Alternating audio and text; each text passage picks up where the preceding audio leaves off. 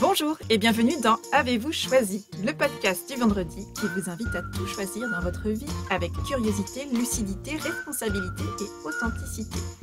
Je suis Oriane Savouré-Lucas, sérielle choisisseuse de ma vie.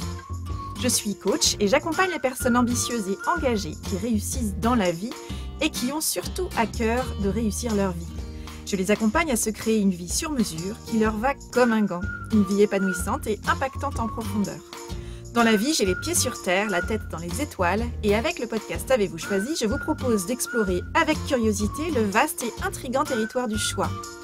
Cette exploration, je vous y invite au fil des épisodes et à travers 3 formats distincts.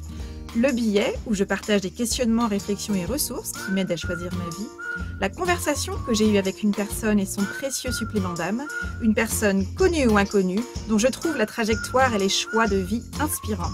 Et enfin l'éclairage, où j'échange avec une auditrice ou un auditeur qui se sent bloqué dans un projet ou une situation et qui souhaite bénéficier de mon éclairage.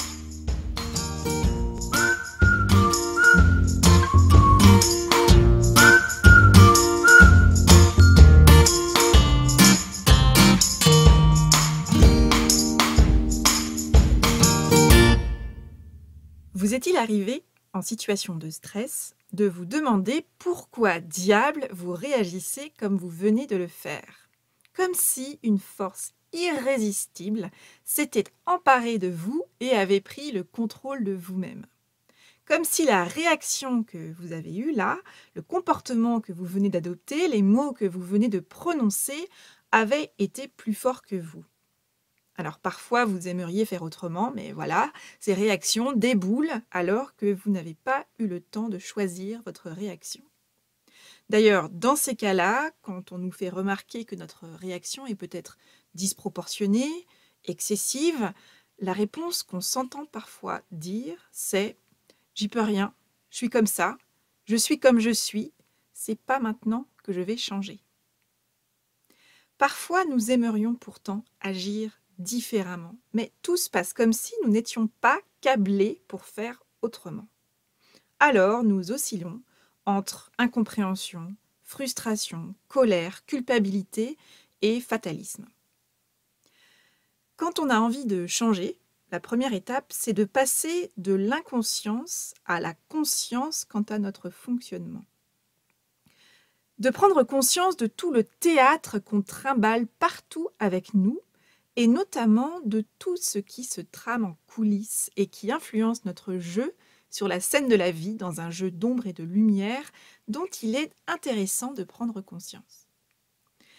Aujourd'hui, j'ai choisi de vous partager une grille de compréhension et de lecture qui permet de prendre conscience de ces messages contraignants qui prennent notre volant automatiquement et qui dirigent nos comportements.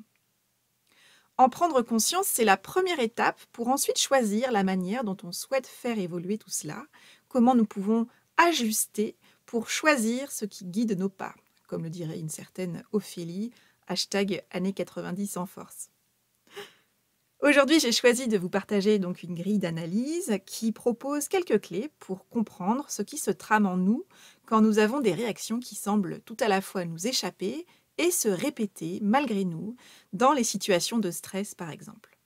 Qui prend les commandes lorsque nous réagissons à une situation qui nous stresse? Qui est-ce qui conduit notre volant dans ces cas-là?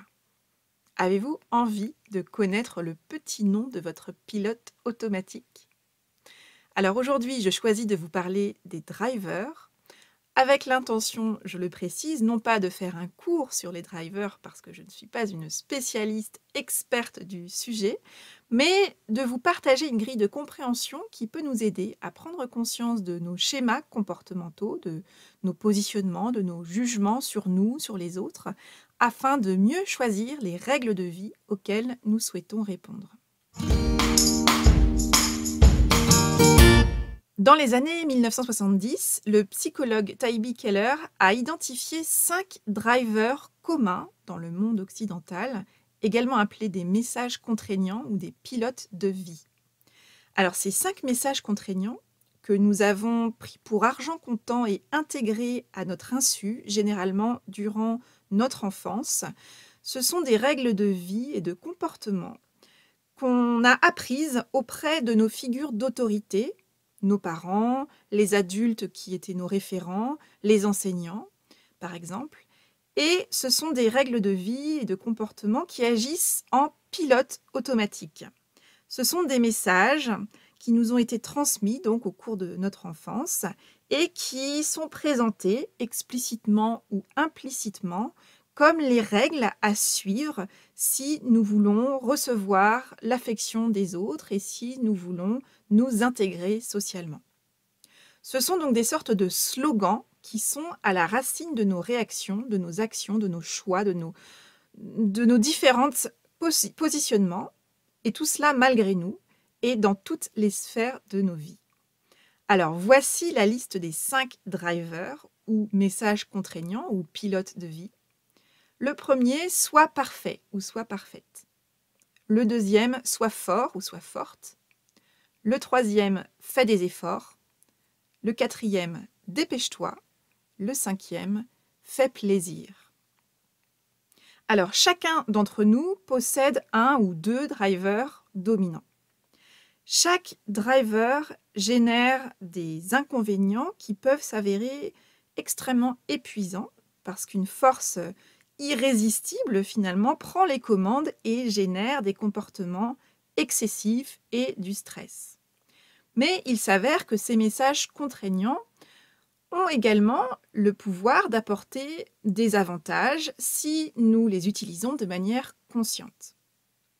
L'intérêt de prendre conscience de nos drivers, de nos messages contraignants que nous avons intégrés depuis notre plus jeune âge, c'est finalement de questionner dans quelle mesure ces drivers nous servent ou nous desservent, là où nous en sommes aujourd'hui dans nos vies, et de voir que nous avons, si nous en prenons conscience, la possibilité d'apprendre à les utiliser à bon escient pour doser avec justesse leur utilisation afin de ne pas se laisser happer et aveugler par eux. Et je trouve très intéressant de prendre conscience aussi de l'existence de ces drivers pour soi et pour les autres, notamment en tant que parent, en tant qu'accompagnateur dans différents métiers, en tant que manager, en tant qu'enseignant. Je trouve que c'est particulièrement utile et intéressant pour soi, pour les autres. Qu'est-ce que je transmets ? Comment je transmets ? Est-ce que c'est juste pour moi ? Est-ce que c'est juste pour l'autre ? Est-ce qu'il y a une autre manière de faire plus juste, plus confortable ? Comment est-ce que je peux finalement naviguer en conscience avec tout cela et faire des choix conscients de ma posture face aux situations ? Alors, si on passe un peu plus en détail en revue ces 5 drivers, le soi parfait, par exemple, quand c'est le driver principal, l'objectif de la personne qui a comme driver le soi parfait ou soi parfaite, c'est de viser le sans faute, le zéro défaut, le zéro fausse note. Donc rien n'est laissé au hasard, tout est réglé comme du papier à musique et l'objectif c'est de faire toujours plus et toujours mieux. Donc l'avantage du driver soit parfait ou soit parfaite, ce que cela permet, donc on va dire le côté de la pièce qui est plus positif, c'est que c'est une personne généralement qui est réfléchie, prudente, sage, volontaire, rigoureuse, organisée, engagée et qui a des valeurs fortes. À l'inverse, dans l'excès, un driver soit parfait ou soit parfaite, ça va faire de cette personne-là quelqu'un qui n'est jamais satisfait, qui se montre extrêmement critique, extrêmement autocritique, qui a peur d'être jugé, qui a peur d'échouer et qui peut avoir une tendance, du coup, à procrastiner. Le principal risque d'une personne qui a comme driver principal le soit parfait ou soit parfaite, c'est le burn-out, le risque d'épuisement, à toujours vouloir aller plus loin que ce qui était attendu au départ. L'antidote possible, c'est finalement de s'autoriser, de choisir de s'autoriser à faire des erreurs, à ne pas toujours faire mieux ni plus, et puis à prendre le temps aussi de faire un pas de côté, de se reposer notamment, et de respirer, de prendre une grande inspiration. Le deuxième driver, c'est le « sois fort » ou « sois forte ». Donc, Une personne qui a ce driver comme principal driver, l'objectif, c'est toujours de se débrouiller tout seul.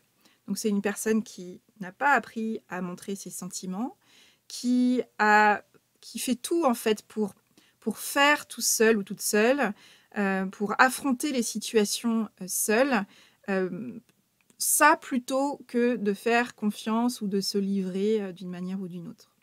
Donc ce que le driver soit fort ou soit forte permet, c'est une personne qui va avoir un fort contrôle de ses émotions, ce qui rend cette personne capable, de gérer un niveau de stress généralement assez important. C'est une personne qui a un fort leadership très souvent, qui a de l'ambition, notamment dans une situation professionnelle. C'est une personne qui ou en situation conflictuelle par exemple, que ce soit au travail ou ailleurs, c'est une personne qui va savoir tout particulièrement gérer les conflits avec une certaine hauteur de vue, qui va être en capacité de rester calme, et de faire face à l'adversité avec, vraiment une certaine hauteur de vue et distance, et qui va tout à fait bien vivre le conflit, la contradiction. Et donc c'est quelqu'un à qui on peut véritablement confier, des situations, où, le calme, la sérénité, la hauteur de vue sont des postures et des qualités, attendues et nécessaires.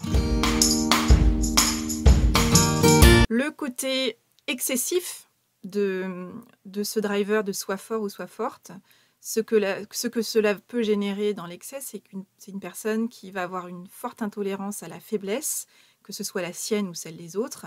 Une personne qui est capable d'une grande dureté, et qui a une réelle difficulté à parler de ses émotions, à entrer en lien avec, l'autre. Et donc le principal risque, justement, c'est l'isolement, c'est-à-dire, au regard de cette incapacité à entrer en lien, à créer, une forme d'intimité avec ses interlocuteurs, cette incapacité à accepter ses émotions, l'isole du reste du groupe, quel que soit ce groupe, que ce soit un groupe, d'amis, un groupe au travail, et cetera, et cetera. 3e driver, c'est le fait des efforts. Donc la personne qui a un driver principal fait des efforts. C'est une personne qui veut, vraiment, qui va à la fois, avoir à cœur de montrer à quel point c'est une personne engagée, qui fait de son mieux et qui va avoir aussi, cette attente-là, avec les personnes face à elle. Donc une personne qui a ce driver de fait des efforts en principal driver, c'est, une personne qui est vraiment qui croit fondamentalement au travail, aux efforts, à l'investissement, à l'engagement et qui a beaucoup de mal à croire que les choses puissent se faire, facilement, simplement.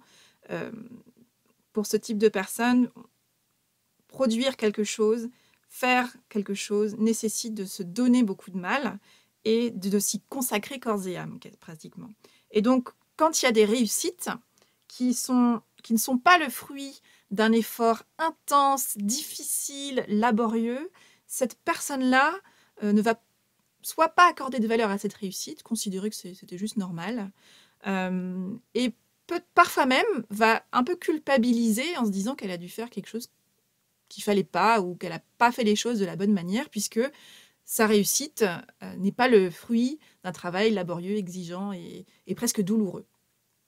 Donc ce que permet un driver comme fait des efforts, c'est qu'on a une personne en fait qui est volontaire, qui est très persévérante, qui va s'investir énormément, qui est pleine d'énergie, qui emmène avec elle, qui déploie beaucoup d'énergie et qui crée en fait un mouvement et un élan, positif qui va susciter d'ailleurs, l'adhésion, autour d'elle ou de lui.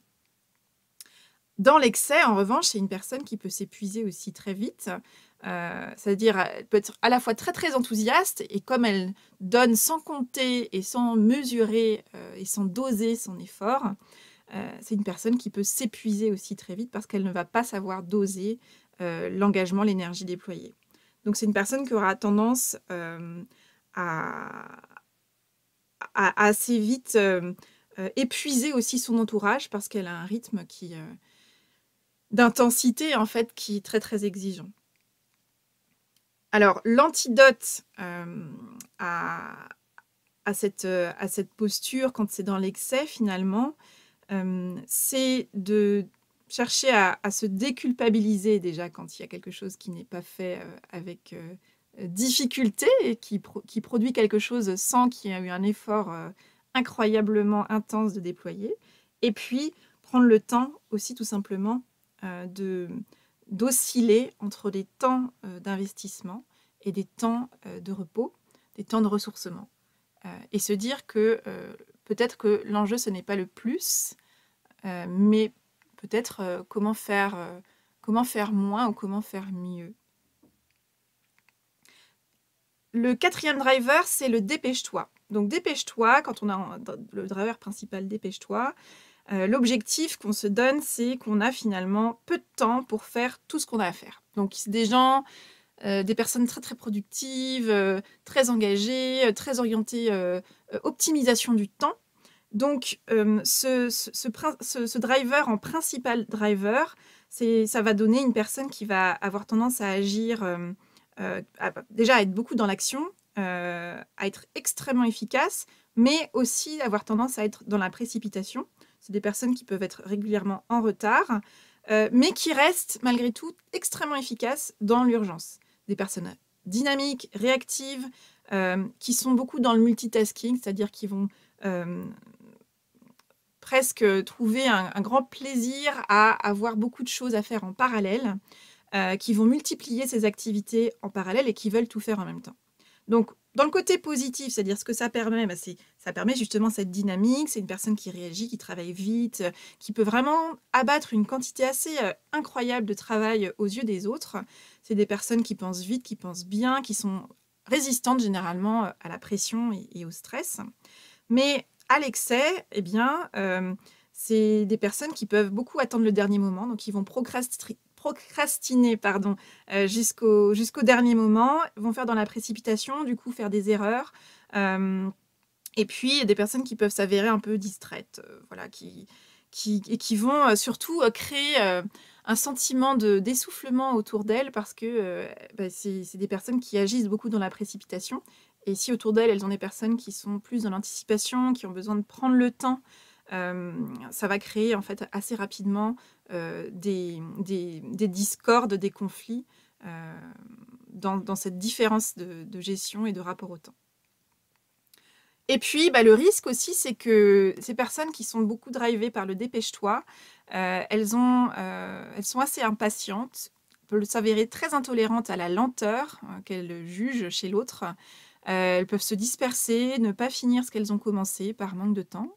Et donc l'antidote, eh bien, ma foi, c'est apprendre à prendre son temps, à ralentir et à travailler sa qualité de présence et à redevenir un peu monotâche, vivre une chose après l'autre pour finalement se départir de cette addiction au multitasking et à l'activité ou à la suractivité permanente. Le 5e driver, c'est le fait plaisir. Donc quelqu'un qui a fait plaisir en driver principal, c'est une personne qui va avoir comme objectif de s'occuper du mieux possible des personnes autour d'elle. Donc c'est une personne qui a typiquement le profil du sauveur, qui va apporter son aide, y compris et peut-être même surtout quand on ne lui a rien demandé. Donc c'est des profils qui font passer les autres avant eux-mêmes, y compris les avis des autres avant les siens. Donc ce que rend possible ce driver de fait plaisir, ce sont en fait des personnes qui sont à l'écoute, qui sont attentives aux autres, qui sont empathiques. Et donc, dans un collectif, ce sont des personnes qui peuvent vraiment apporter du lien, de la cohésion, qui vont être attentives à créer un environnement propice à la mise en lien et à la création d'une émulation de groupe, par exemple. En revanche, dans l'excès, alors le gros problème du fait plaisir, c'est que ce sont des personnes qui ne savent pas généralement se positionner clairement, et donc qui ne savent pas, pour qui c'est en tout cas difficile d'écouter, de s'affirmer, d'écouter ses propres besoins. Ce sont des personnes qui ont généralement des difficultés à dire non et qui sont généralement un peu la dernière roue du carrosse de leur vie. Et donc tout cela peut générer un sentiment de manque de reconnaissance, une impression de ne pas être considéré, et donc le profil de sauveur que je décrivais peut se transformer en bourreau et trouver que les autres décidément ne les reconnaissent pas à leur juste valeur. Donc l'antidote à tout cela, eh bien, c'est d'apprendre à se dire oui à soi, à dire non aux autres quand il y a des valeurs ou des avis qui diffèrent trop de notre propre, euh, de ce qui est juste pour nous. Et puis, c'est d'apprendre à affirmer ses envies, ses sentiments et à prendre position. Donc, comme on le voit là, prendre conscience déjà de l'existence de ces 5 drivers, c'est déjà une première étape pour un peu évaluer où est-ce qu'on se positionne, ce qui résonne le plus pour soi. Et puis, ça nous donne aussi une grille de compréhension de notre environnement, de nos proches, que ce soit en famille, au travail, bref, dans tous les cercles et de toutes les sphères de notre vie. Ensuite, ce qui est, je trouve, assez intéressant, c'est d'aller voir comment est-ce qu'on peut transformer finalement les excès de ces drivers, les inconvénients de ces drivers en avantages, et comment est-ce qu'on peut notamment choisir d'émettre de nouveaux messages en conscience et de manière répétée, de choisir des phrases qui vont finalement venir atténuer le côté excessif de ces drivers, qui, par définition, ce côté excessif est au départ en tout cas inconscient. Si par exemple, on a le driver principal soit parfait ou soit parfaite, on peut choisir d'émettre un nouveau message en interne à soi-même et même de les prononcer à haute voix et par exemple d'opter pour une phrase qui serait un peu le contrepoint de cette phrase et qui dirait « je choisis de faire de mon mieux et mon mieux est toujours suffisant ». Si on a le driver fait plaisir, on peut par exemple essayer une phrase en contrepoint qui serait « je choisis de me faire plaisir, je choisis de m'écouter et je choisis de respecter mes limites ». Si le driver soit fort ou soit forte, on peut par exemple choisir de tester la phrase « je choisis de prendre conscience de mes forces et de mes points d'amélioration, je choisis d'apprendre des autres, je choisis de demander de l'aide, je choisis d'accueillir mes émotions, d'exprimer mes émotions ». On peut aller explorer aussi plusieurs pistes. Si on a le driver principal fait des efforts, on peut par exemple tester la phrase « je choisis de faire de mon mieux » ou « je choisis de faire mieux plutôt que de faire plus ». Voilà, ce sont des exemples de phrases. Et enfin, si on a le driver principal « dépêche-toi », on peut tester par exemple la phrase « je choisis d'adopter une cadence juste pour moi ». Alors, je vous propose un petit exercice pratique pour aller explorer ce que je viens de vous partager et ce qui a peut-être déjà résonné pour vous. Première chose, déjà, est-ce que vous êtes parvenu à identifier votre ou vos drivers dominants? Alors, n'hésitez pas, si ce n'est pas une évidence pour vous, il existe en ligne beaucoup de petits questionnaires qui, en quelques minutes, vous permettent de dégager une tendance, de faire émerger un driver ou plusieurs drivers qui seront alors le point de départ de votre réflexion. Donc, une fois qu'on a identifié son driver ou ses drivers dominants, ce qui est intéressant, c'est de se poser la question, bon, est-ce que ces drivers me conviennent? Là, c'est vraiment une histoire de soi avec soi. Les drivers, finalement, on l'a vu, ils ont une utilité. Ils peuvent aussi être des leviers de motivation. Ils peuvent nous donner des règles de fonctionnement pour être en lien dans la société au sens large. Donc, il y a un moment donné, ces postures, ces règles de vie qu'on a intégrées nous sont utiles et on fait le choix de les conserver, de ne pas les modifier. Mais si, à la question « est-ce que ces drivers me conviennent ?», votre réponse est pas complètement ou non, là, il va être intéressant d'aller voir que si ces drivers génèrent plus de désagréments que d'avantages, on peut s'interroger sur comment est-ce que je vais ajuster et aller choisir des messages qui vont vraiment être à mon service et qui vont aller dans un sens qui me convienne davantage. Donc, je vous invite vraiment à prendre conscience de la présence d'une part et du poids d'autre part de ces drivers en vous-même et pourquoi pas chez les personnes qui vous entourent. Donc, vous pouvez vous poser des questions telles que « qui dit que je dois être parfait ou parfaite ? Qui dit ou qui a dit que je devais me dépêcher ? Qui a dit que je devais faire plaisir ? Qui dit ou qui a dit que je devais faire des efforts ou être fort ou forte ?» Et puis après, d'aller explorer un petit peu le contrepoint du driver qu'on a. Par exemple, si on a ce driver de être de soit parfait ou soit parfaite, peut-être qu'on peut aller explorer la notion de suffisamment bien, suffisamment bon. Ça veut dire quoi pour moi quand quelque chose est suffisant? Qui définit ce qui est assez dans ma vie? Comment est-ce que je peux identifier comment faire de mon mieux? Ça veut dire quoi pour moi faire de mon mieux? Voilà, ce genre d'exploration que vous pouvez engager. Et puis, pourquoi pas s'interroger sur qu'est-ce qui se passe si je n'obéis pas à ces drivers? Quel est le plus gros risque que je prends si je ne suis pas cette règle de vie, ce principe que j'ai intégré depuis le plus jeune âge? Et puis, qu'est-ce qui peut mal se passer si je ne suis pas parfaite, si je suis lent ou lente, si je ne fais pas d'efforts, si je ne me dépêche pas, si je ne fais pas plaisir? Qu'est-ce qui peut se passer de mal? Qu'est-ce qui peut se passer de grave? Et puis à l'inverse, qu'est-ce qui peut bien se passer ou mieux se passer si je ne suis pas parfaite, si je suis plus lente ou lent, si je ne fais pas d'efforts, si je prends mon temps, si je me fais plaisir, etc., etc. Et puis une fois que vous avez un peu exploré ce territoire de vos drivers à l'aune de ces questions, vous pouvez aussi vous interroger sur comment est-ce que aujourd'hui je choisis d'ajuster concrètement ces drivers dans ma vie. Comment est-ce que je peux peut-être aussi développer ma qualité d'attention, ma vigilance concernant ces drivers pour les voir surgir, pour même les voir arriver, et puis quel substitut ou quelle stratégie d'adaptation j'ai envie de tester. Donc en résumé, disposer de cette grille de lecture des drivers, ça ne change rien dans l'absolu si on veut, mais en même temps, ça nous donne quelques éléments d'analyse, de compréhension qui peuvent nous aider déjà par la prise de conscience à prendre un peu de distance, un peu de hauteur par rapport à notre fonctionnement, à ces fameux pilotes automatiques, à ces messages contraignants qui viennent générer des comportements automatiques eux aussi. Et si nous exercions davantage notre pouvoir de choisir nos réactions et de sortir de ce pilotage automatique? Et si nous étions plus attentifs et plus regardants sur le recrutement du pilote à qui nous confions notre volant? Alors je suis curieuse de savoir ce que vous avez appris de nouveau sur vous à travers cet épisode. Avez-vous identifié votre driver dominant? Qu'est-ce que cela peut changer pour vous concrètement? Et comment choisissez-vous d'utiliser cette information à votre service?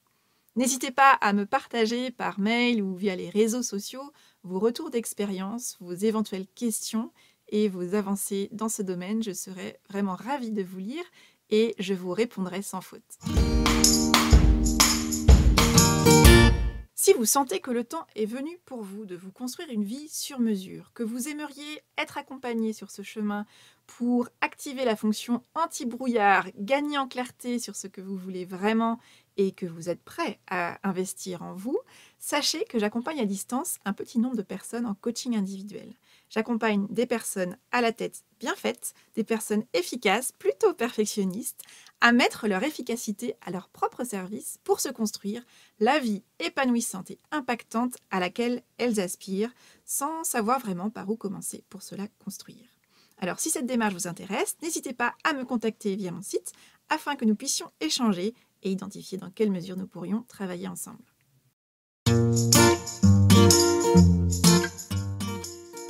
Voilà, c'est tout pour aujourd'hui. Vous retrouverez cet épisode sur le site oriansavourelica.com.